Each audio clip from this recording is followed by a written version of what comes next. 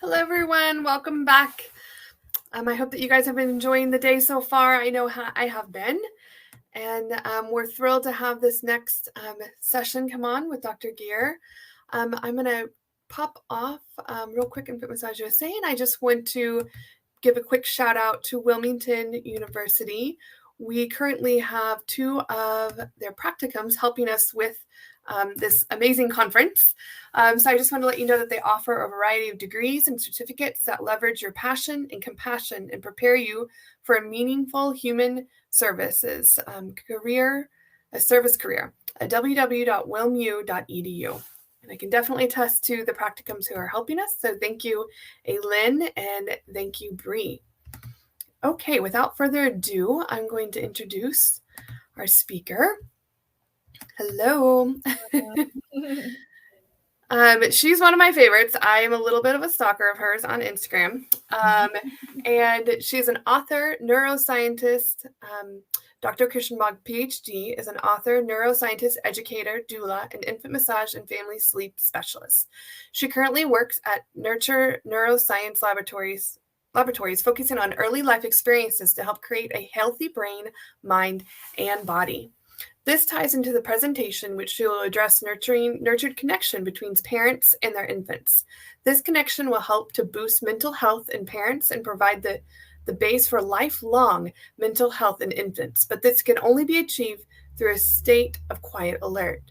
Throughout this presentation, she will teach how the emotional system grows, how connection grows in the brains of parents and infants, how to identify quiet alert states in infants, and how to regulate the adult brain and to nurture this connection throughout the 5 senses. So thank you so much. And I will let you take it away. All right. Thank you so much for having me here today. I'm so excited to talk today about nurturing the infant brain and the parent brain through connection. Infant massage is just an incredible resource for parents and babies to really enhance both of their growing brains during this really incredible time of infancy. And I'm so excited to talk more about that today. So today we're going to cover the, giant topics of nurturing connection and how it's essential to develop lifelong mental health in babies and how it can also boost mental health for parents, which is usually not as talked about. And it's a pretty interesting field of research. And true connection between parents and babies has, that can emerge through practices like infant massage. It's a very unique brain state in both partners. That really only emerges in states of what we call quiet alert, which is an alert, aware, safe, and low stress brain state for both babies and parents. So today specifically, we're going to learn how the emotional system grows in both babies and parents in infancy. I hope that after today, you will all know a few of these important brain areas and you can talk about it in your work and help parents learn as well. We're going to talk about how connection grows the baby brain and the adult brain, how to identify these quiet alert states in babies for connection, and then how to nurture connection through senses, right? A lot of these things that are going to emerge in massage, touch, smell, sight, sound, and taste. So let's start with the infant brain, my favorite topic. We're going to talk about how the emotional system grows in babies from 0 to 3. There's going to be a few areas that we'll focus on, and this is sort of the most bird's eye view area of the brain development. So even before I even start talking, we can just see and appreciate right here that this season of infancy is an unbelievable growth period for the baby's brain, right? At 1 week, in this image, you can see a baby's brain is about 25% the size of an adult brain. By 1 year, it's doubling in size to about 50% the size of an adult brain. By 3 years, it's about 80% the size. So just in those first 3 years of life, 80% of an adult brain is formed. Then the growth dramatically slows after 3, right? Between 3 to 5 years, another 10% is built. So, up to 90% at 5 years old. And then between 5 years and 25 years, the growth is way slower. At 25 years, we say about 100% of the adult brain is formed. This kind of defines adolescence to be much longer than we are probably thought of before. And there is still brain growth after 25 years, right? We still have new neurons growing in our brain that can be connected into circuits, and we can rearrange, a lot of the circuitry in our brain that is already existing. This is how therapy works. This is how we learn, right? We can still shift after, but the idea for today is to really appreciate the incredible growth in those first 3 years, right? So a few incredible facts as well, right? So babies are born with almost all of their brain cells. We'll see that closer in a minute. The brain's made up of neuron cells and glial cells, and all brains from newborn to adult, they have about 160 billion brain cells. Pretty incredible. And babies are born with nearly all of their brain cells, but their brains are 75% smaller. So how is that so? The infant brain gets bigger in the first 3 years of life by growing an incredible mass of connections between brain cells and also adding proteins to specialized cells. So during this period, the infant brain makes up to 1 million connections per second. Absolutely astounding. Rapid growth, right? It's probably one of the most incredible things that happen in the world that unfortunately we can't see. But it's a really beautiful process if you visualize that for a minute. And the connections, these 1 million connections per second, are guided by both genetics and experience. So nature and nurture, they're in a dance in this first 3 years. And we do have an incredible opportunity to provide nurturing experiences in these years to connect brain cells in a way that will be very beneficial for babies' lifelong mental health and physical health and many other outcomes as well. So let's take a look at the next level of connection. So here we can actually see, in the newborn panel at the beginning, the cells are not well connected, right? I said they're born with nearly all of their brain cells, but they're not connected. There's a weird noise happening. Pardon me? There's a weird paper noise happening. Oh, okay. Let me move my microphone. It's like, maybe it's just me. I don't know. No one said anything. But let me see that. I have a fan on in here, so it might be interfering. Okay. Sorry to interrupt. Oh yeah, of course. Is that a little bit better? Yeah, I don't hear it now. Okay, great. So we can see that the cells in the newborn brain, they have very few connections among them and few specialized proteins. From birth to 3 years, the brain cells grow really dense connections, and they grow in complexity by adding proteins as well. So this rapid development is absolutely amazing again, right? You can see in that panel of 3 years how dense those connections are as they build over time, right? And then at the end of infancy, the first panel that says 3+ years, this represents a time where new cells called the extracellular matrix, they come in and they really solidify the connections that are used the most in infancy, right? And it kind of goes without saying, if we provide babies with lots of nurturing experiences in those first 3 years, we're going to have a lot of health, mental health being solidified at the end of that time. And the last panel here is showing that there's also a pruning. So the circuits in the brain that don't have as much experience being used are pruned away after 3 years, right? So it's a really cool process. I like parents to see that panel and that first panel there for 3 years, and for them to know you're making a huge difference, building this incredible, dense, connectivity that we can't even possibly really fathom, right? How it all works together. It's pretty incredible. Okay, so now we're going to get closer into the emotional system by looking at 3 stages of brain development in infants. So the infant brain develops from the bottom to the top in 3 stages that relate to nurturing mental health. So the bottom, you can see there's survival brain circuits, or what I call the survival brain or the brain stem.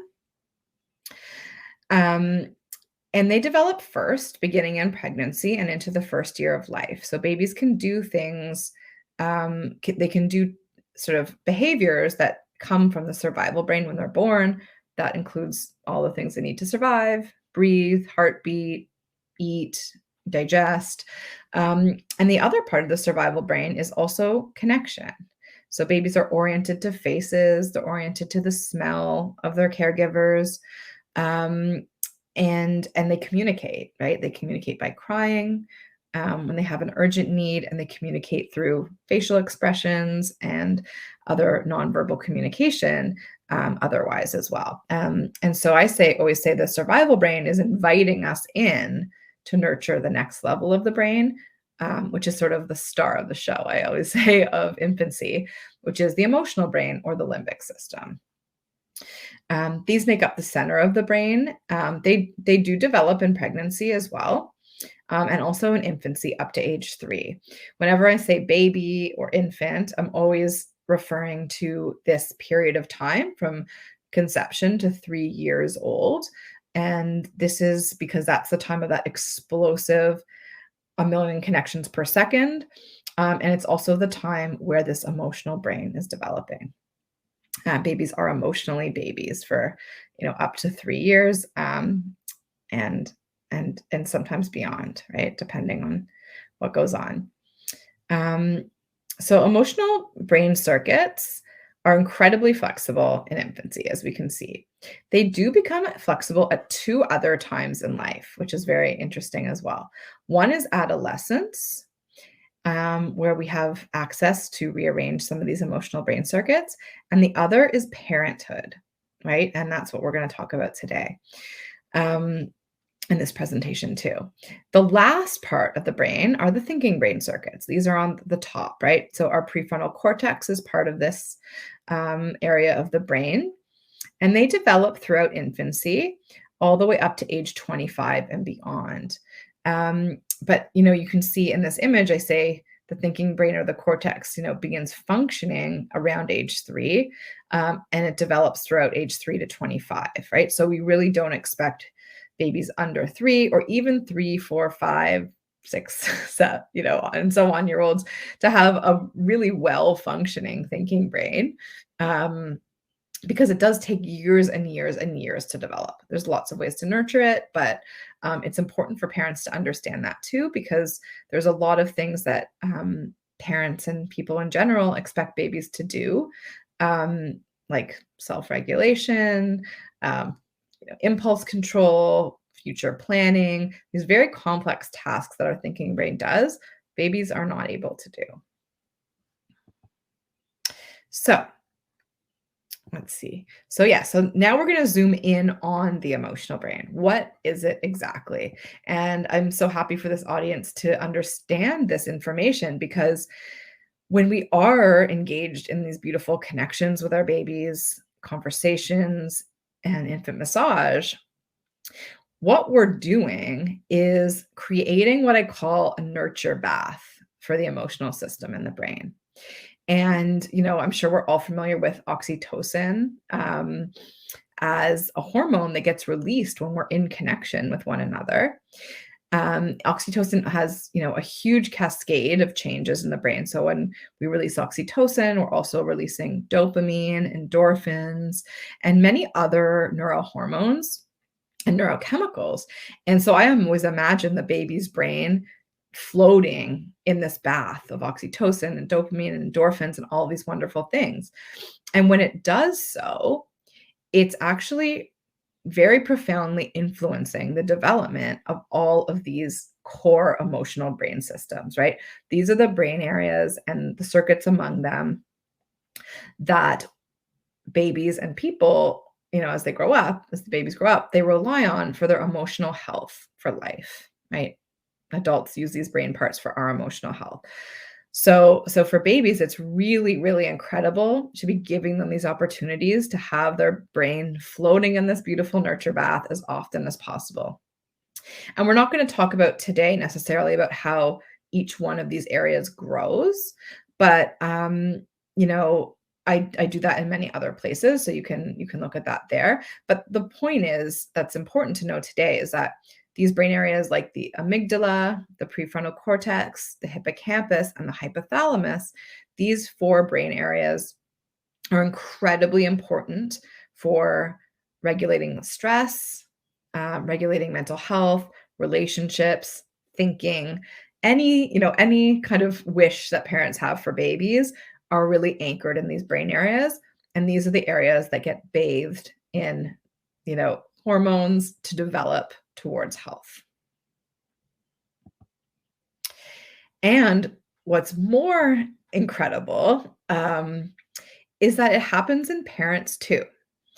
So in this figure, we can see that the brain areas that change in parents when they become parents, right? Remember I said that infancy, adolescence, and parenthood are times where the emotional brain becomes flexible again. So in parents, it mirrors almost exactly what's happening in the baby. We see these brain areas, the amygdala, prefrontal cortex, hippocampus, hypothalamus. The insula is another one that's not developed in babies, but does become rearranged in adults. And the insula is highly involved in empathy, which is one of the skills that emerge in people when they become parents or when we spend a lot of time around babies.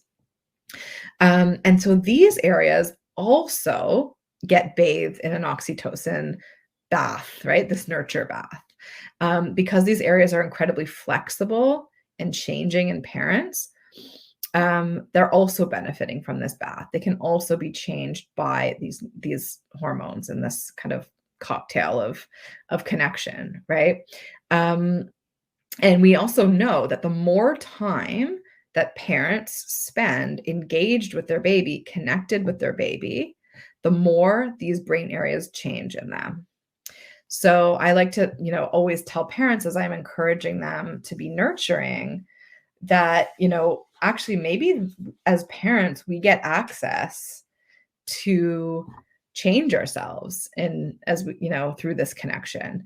We get a chance to rewire our own emotional brains that developed in our infancies, right? We get this amazing opportunity to both build mental health in our babies and also grow our own, which is just, incredible.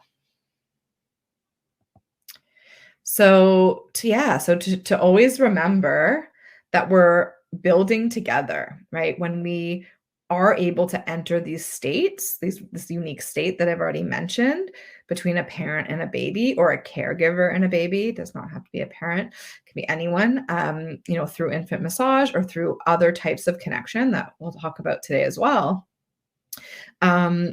Just, imagine like inside both of those brains, they've got these amazing, oxytocin and this whole neurochemical cascade happening, which kind of puts them in this very special state to be rearranging and building their mental health, their neurobiology that underlies their mental health.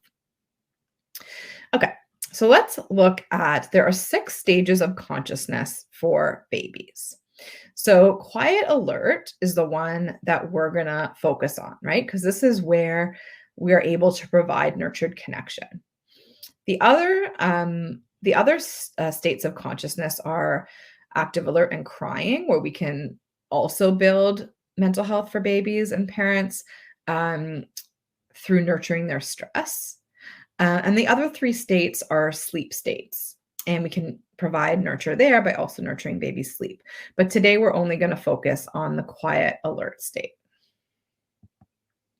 So, as infant massage practitioners, I'm sure many people are, familiar with this quiet alert state, right? Babies aren't probably, aren't very likely to accept an infant massage or, give their parent cues that they're enjoying infant massage or connection if they're not in this state, because if they're not in this state, then they're probably needing something else, right? So, I describe this as sort of an alert, aware state. Both people are feeling safe. It's a low stress brain state for parents and babies, right? And And that's kind of depicted in this image here as well. And so some ways that we can teach and understand the quiet alert state are when we see babies' eyes are bright and shiny, they're making lots of eye contact, they're focused on the parent or caregiver. We can see their breathing's pretty regular, their bodies are relaxed, their movement and posture are organized. And again, to always tell parents, like, you got to know your baby, because we can describe general babies like this, but every baby does have their own unique temperament and their own unique cues and signals. And so I think that's another huge benefit of infant massage is we're really encouraging parents to be observing their babies a lot and be in connection with them a lot, so they are able to then understand cues, right? A lot better. So before we go into, going back and forth in connection with a baby, I want to talk about a concept I call nurtured presence. So the practice of nurturing presence is a bit in a shift in mindset for the general public, right? I think a lot of the information out there kind of considers babies as objects that need to be managed, like, you know, feeding them on schedules and having very rigid, you know, days and feeding and changing and sleep and all this kind of thing. To shifting to thinking of babies as human beings who exist in relationships, whose needs and cues are going to be likely unpredictable, at least at certain times, who really need us to be in a relationship with them to understand them. The relationship is the most important thing for nurturing our babies' brains. So rather than trying to change our babies or form them or make them fit into certain rigid schedules or rigid practices, we really need to have unconditional acceptance for their beings, for who they already are, like right now. The second they're born, they're right there. And our presence in all of our babies' states matters, including this nurtured connection state. Babies are always focused on finding our nurturing presence to join them in relationship. They're always looking for that. And they're doing everything they can to activate our presence for them. So really, this relationship we have with our babies is about how we are in relationship with them. How are they sensing us and our nonverbal communication. So I love this, these list of 4 questions. They were created by psychotherapist Catherine Schlafer, who based them on conversations that Oprah Winfrey had with Toni Morrison and Maya Angelou about caring for children. And so I actually have on my website, I created a PDF of these questions because I would love for parents to have them in their home. And just be able to return to them and remember that this is what babies more than anything need to feel connected to us. So I believe when babies hear the answer to these questions is yes, we are giving them a nurtured presence. So the first is, do you see me? And how can we make our babies feel like really, really seen? We need to really see them. Put down everything, have no distractions, no multitasking, clear our minds, and look at them and take them in with our eyes and our ears and our being. And this is a practice, right? These are all practice that, they're not going to come easily to everybody so quickly, right? They're sort of something that parents can slowly be working on and redirecting themselves to, as if we would in a meditation. The next is, do you care that I'm here? When, our babies need to feel that we really, really do care, right? So how do we show them this? Light up the room. Light up when they enter the room. Like, show them, wow, I'm so excited to see you. I'm so happy you're here. I'm so happy that you're here to say hi to me right now. So that they can really feel feel our joy. We need to express our joy, that they're in our lives.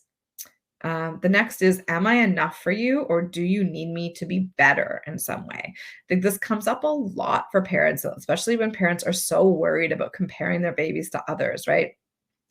Oh, I wish my baby would play more or cry less or eat more or eat less or do this or that, right? That's not providing that nurturing presence. Babies really need us to just be accepting of who they are, right now.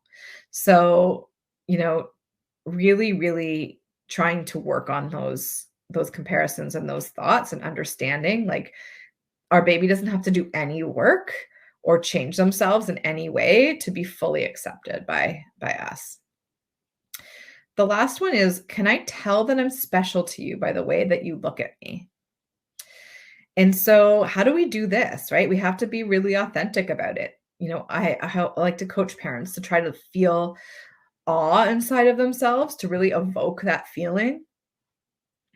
Thinking about how incredible it is that the miracle of life, our baby's journey to us, and their baby's really special qualities, and then really look at them, with that feeling inside.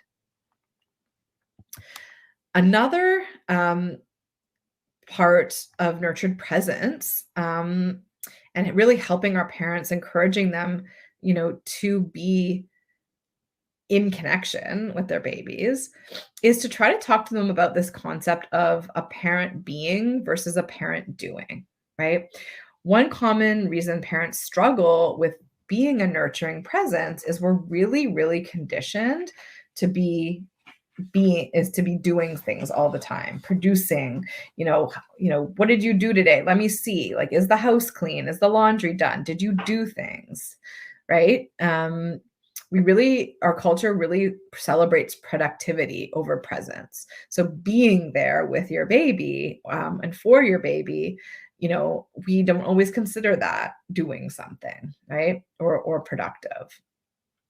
So, I think parents need to put a lot of these things down, a lot of these shoulds, and really understand how important this presence is. Because at the end of the day, the only thing that's lasting for our babies is our nurturing presence. They need us to be with them. I like to also talk about how when we're doing, it's actually engaging our brain's motor circuits and our cognitive circuits, right? So we're like physically doing things or thinking about something. And being is engaging completely different circuitry in our parent brains, right? Being means we're engaging our sensory systems and our emotional systems. And our babies actually need us to be engaged in those systems in our brain in order to mirror that and grow their own emotional brain circuitry.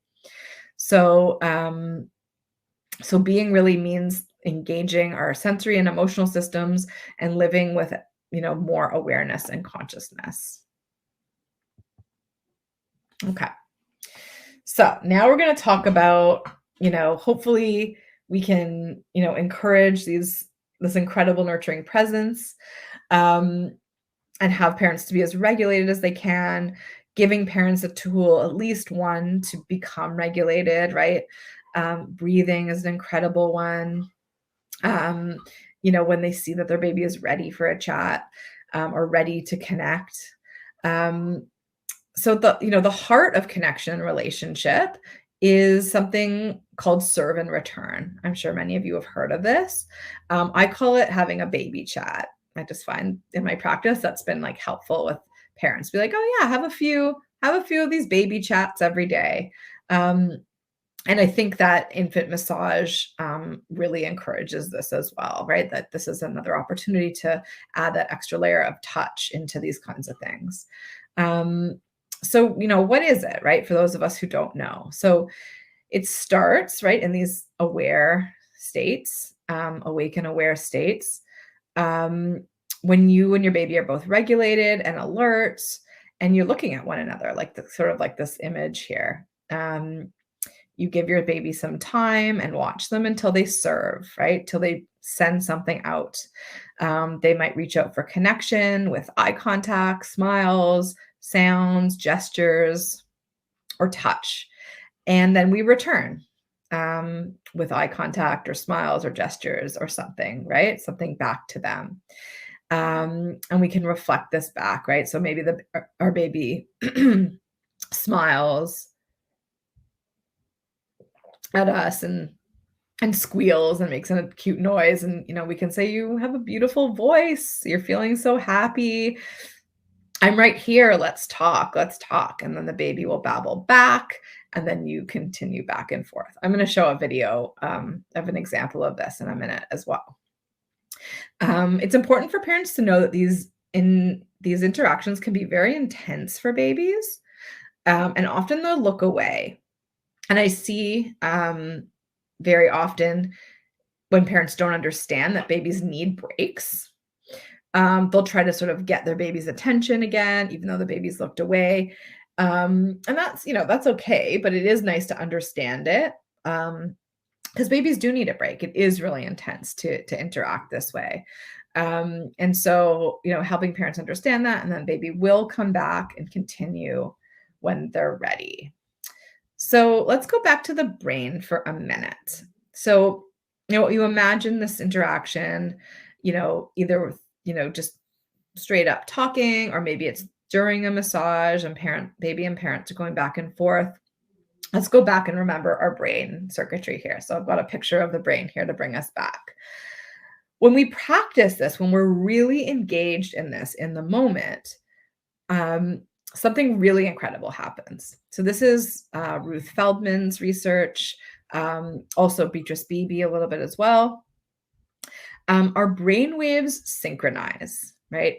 Our brain waves synchronize. We're almost like one fluid brain system together, with both of our brains in that nurture bath, both of our emotional systems inside, building health, building mental health, right? So it's called biobehavioral synchrony. And so specifically during these social interactions, we can measure synchronous theta brain waves in the right brain of parents or caregivers and in babies. So what does this mean, right? The right brain includes the stress systems, amygdala, hypothalamus, hippocampus, and the thinking brain's orbitofrontal cortex. They're highly active in processing emotions, stress, and social cues. So theta waves indicate that babies are learning and wiring these parts of their brain, right? So, very similar process to what I just said. So the synchrony is necessary ingredient of this nurtured brain bath. And it's fundamental to building the ability for stress regulation that underlies lifelong mental health in babies. And as we already saw, it's also helping parents' brains to reshape themselves as well. Okay. So here is a couple examples of these baby chats. I've put them up online recently, and this is me and my niece, my 6-month-old niece. I think that the first one I'm going to show you, I think that it was seen like almost 2 million times already. And my brother and sister-in-law are horrified because I was like, oh, can I put this video up? They're like, sure. And now that 2 million people have seen it, they're kind of freaked out, but they're also really happy that parents can have an example of this. I wish there was so many more of these examples out there in the world. So baby chats, right? We can do them just face to face. I'll show you in the first video, or we can do them like with a toy or an object or a book. And that might emerge in an older baby, especially a toddler, where they really enjoy interacting with things during these times of connection. And then also to bring it back to massage too, right? We can be doing this, these kinds of connections during massage too, or even just to have a touch relationship, right? Without anything verbal. So it's good to everyone to understand as well, when we are in these connected states, we have times of synchrony, rupture, and repair. This is Ed Tronick's work. So in synchrony, we're in matching states with our brainwaves connected, right? Like we've just seen. But in ruptures, we mismatch. And we enter different brain states, which is nothing to worry about. It's actually a good thing because mismatches are helping us learn our baby's cues and communication. And then in repair, we have the opportunity to fix the rupture or mismatch when you pick up the next cue and become synchronous again. So an example of a synchrony rupture repair would be that parent who's having a chat with their baby. The baby looks away, the parent doesn't see that cue, then there's a rupture, and the parent tries to get into the baby's face and say like, "Oh no, we're talking, come back to me."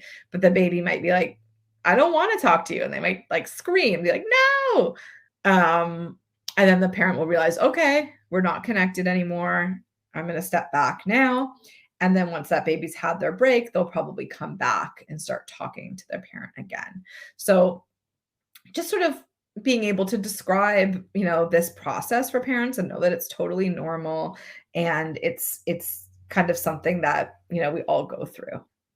So I'm gonna play this one video just to have an example. Hello, Hallie. Aren't you so sweet and cute?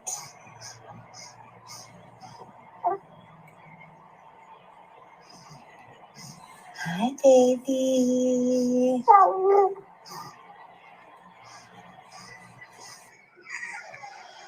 I'll just interrupt there. I just wanted to say I said in there that wasn't a baby chat, because I do often see parents are like, "Oh yeah, I like have these connections and talks with my baby all the time." But what they're kind of doing is like the baby's on a mat or something and they're like, "Hi," and then they walk away, or they're like, just it's like a one-sided kind of conversation. It's not like a back and forth kind of thing.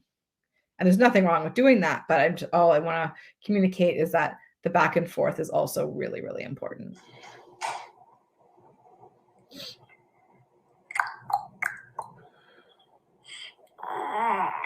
Do you like that sound?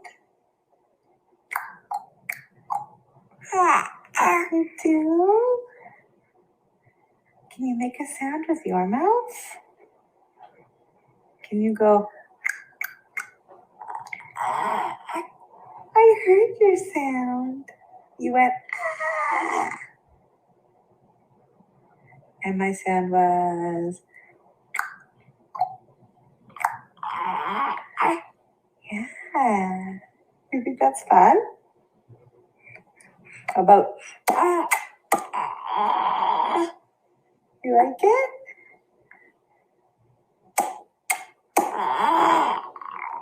Oh. Is it a funny one?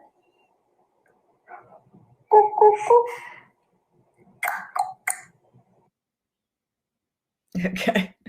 Oh man, I love that baby. Okay, so I'm not going to play the second one. You can find it on online on my Instagram. So don't want to run out of time today. Let's see. Oops. Do you see my I'll play this for just 1 second. Actually, this is with a toy.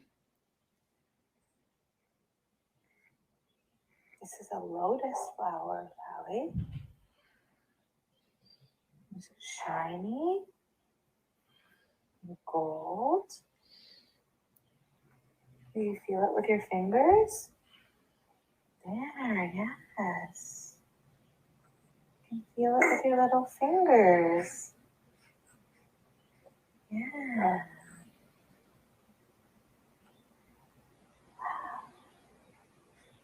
Oh, nice. Babies like that a lot.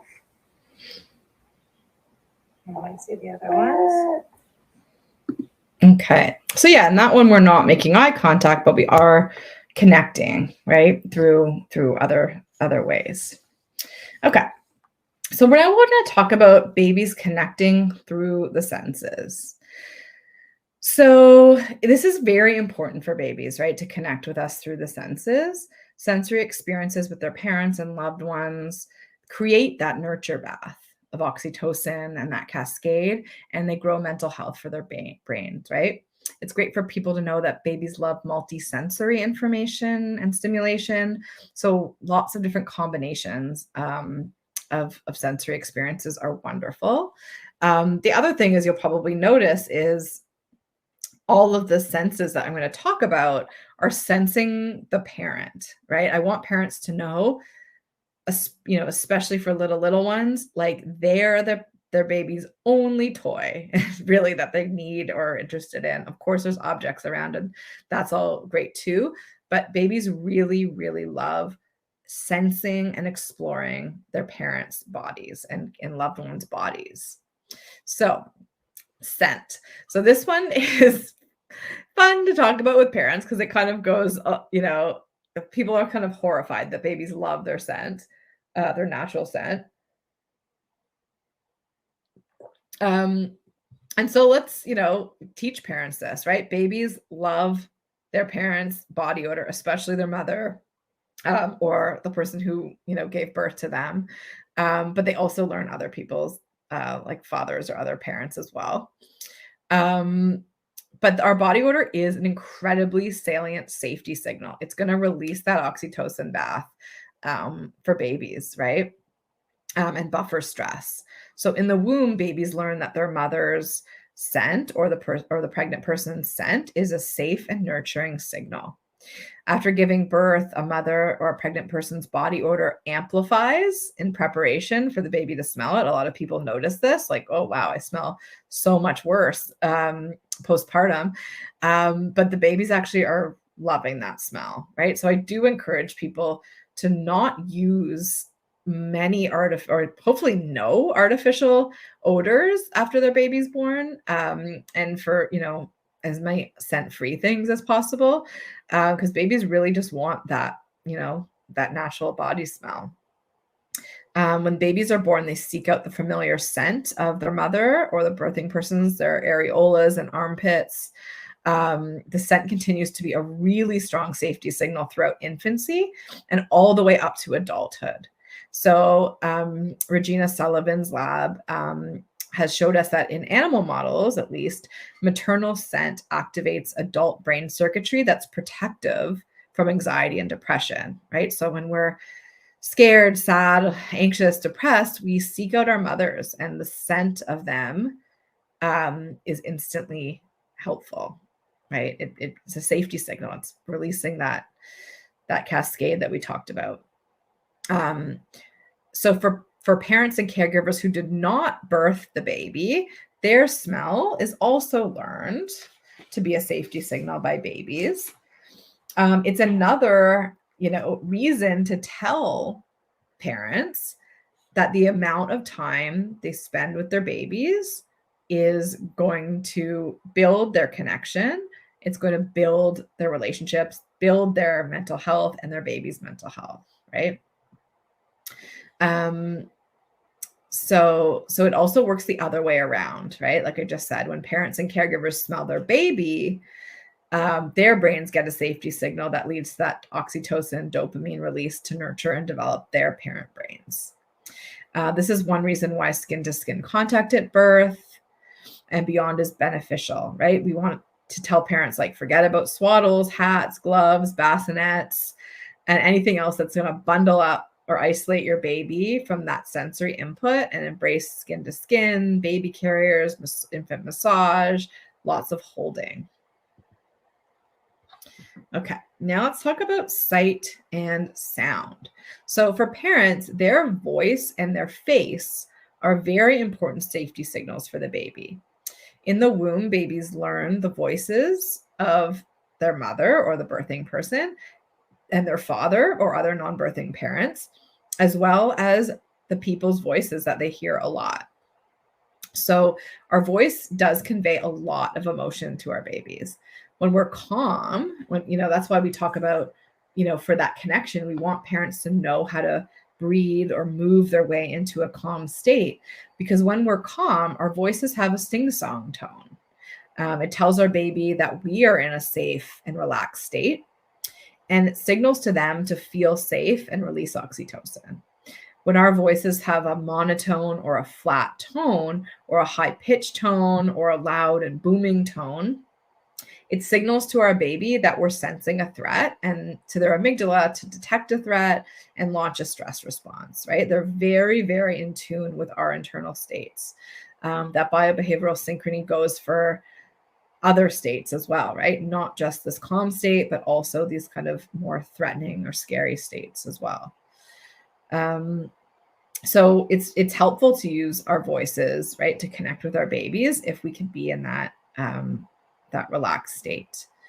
It's also helpful to teach parents that they can use their voices when they can't touch their baby, when our babies need us, right? If they're in the car, for example, or if you're in another room and your baby starts to cry, we can use our voices to help our babies. And we need to know that what we say and how we say it to our babies does matter.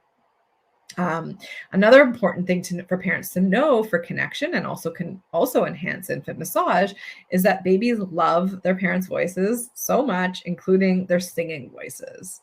Even if people sing what they would perceive as off key or terribly, their baby will love it so much more than a recorded song or anything else like that. If you're singing to your baby in a relaxed state, it's going to release oxytocin into the baby's brain, build that baby's brain, and they can sing anything. It does not have to be lullabies. It can be. I used to sing show tunes to my son. I still do. And when we do sing, it can also bring us into a state of relaxation, right? So maybe we're not there yet. Our babies are kind of looking at us like, hey, let's connect. Let's go to, do something together. And you're kind of in a fight or flight or, even freeze state. By humming or singing, you're both going to be engaging your baby and also calming yourself at the same time, which is really lovely. Okay. So let's move on to our last one that is probably one of the most relevant for today, which is touch and movement. So, in our low touch, kind of baby container era, I think it's so important for parents to really learn the power of touch and movement to connect with babies and to really help them thrive. Infant brains really thrive from closeness and touch, and they really expect it. So, they're depending on it for survival and safety signals. So touching by holding, kissing, hugging, co-bathing, doing infant massage, baby wearing. It releases oxytocin and dopamine in both of our babies and in us, helping parents too. Because we know that when babies are held and touched, their cortisol release is buffered, their stress release is buffered, keeping them in that nurture bath, right? That high oxytocin state. And the more touch and the more nurture, the more growth of a resilient stress system for our babies. We can't hold them too much. We can't love them too much. I also want to teach parents like that holding, touching babies on their skin is a great idea, right? We can forget about especially those gloves and socks and swaddles, keep babies naked and in our, and touched, as much as we can. And really the most direct application of neuroscience studies shows us to keep our babies close and provide lots of nurturing touch. So in animal models, the pups in the animal models who receive the most touch, the most licking and grooming and nursing and cuddling from their mothers, they grow the most resilience in every part of their emotional brain, all those parts I mentioned earlier: amygdala, hypothalamus, hippocampus, and prefrontal cortex.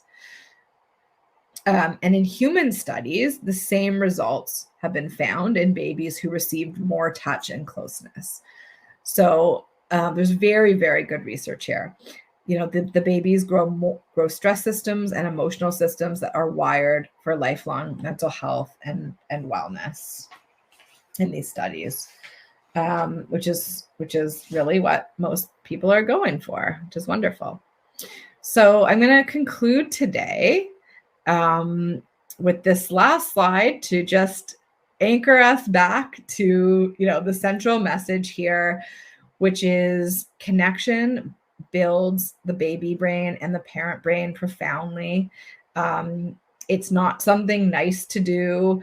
It's something that lasts forever and ever in a baby's brain, and also really has that power to change the parent's brain as well. So if anyone wants to get in touch with me or ask me any follow-up questions, here is my email, my website, and on Instagram, I'm Nurture Neuroscience Parenting. Thank you so much. Let's see, we have a couple minutes. Let's see if anyone has any questions. Sure. Yeah, I love your video.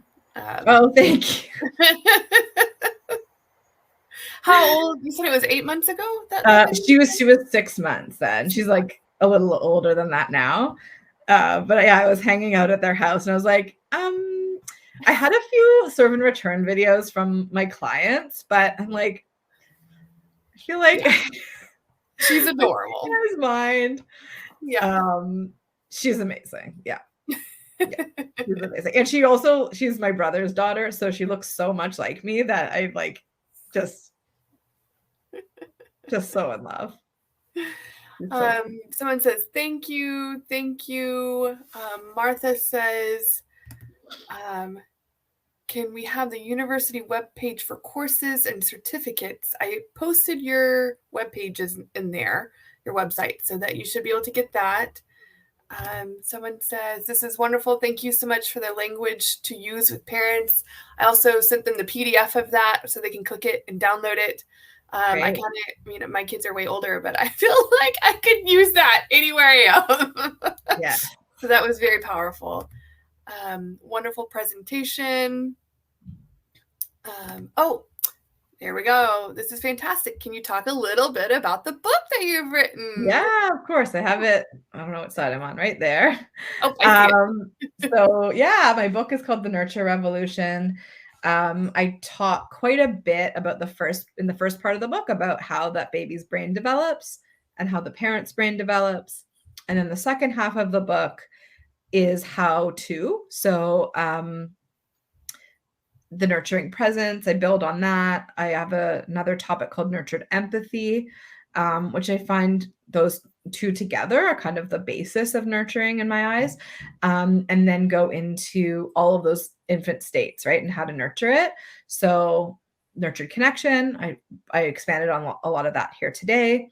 There's a chapter on nurturing stress, and then a chapter on nurturing sleep. And so I wrote the book for parents and perinatal practitioners in a way that hopefully everybody can really understand and use in their life. I have someone who said, this information is so important for parents to have. It builds health. How do we get this information to parents directly? Yes. Wonderful question. I would also love to know. No, I'm just joking. I wrote the book for them. So really like recommending it for them, if they're not able to, there's an audio version, digital version, all that kind of stuff, or learning it yourself, right? Getting it yourself and figuring out a way to put that into your infant massage classes and, all that as well. I've also started to create online courses. So the first one is going to be June 30th this month. And I'm planning on offering a lot more teaching opportunities and hopefully in the ways that parents can take it in, hour long type. Little snippets. Exactly. I want to thank you again for coming. We also have a coupon code that you gave us for your book. So whenever we do a wrap up and send the email out, we'll also include that so people can get their hands on your new book. And yeah, so after this, everyone can go to networking for the next 30 minutes, and then we'll come back for another session after that. But thank you so much for coming. We really appreciate you. Thank you, Ashley. It was so great to be here. Thank you.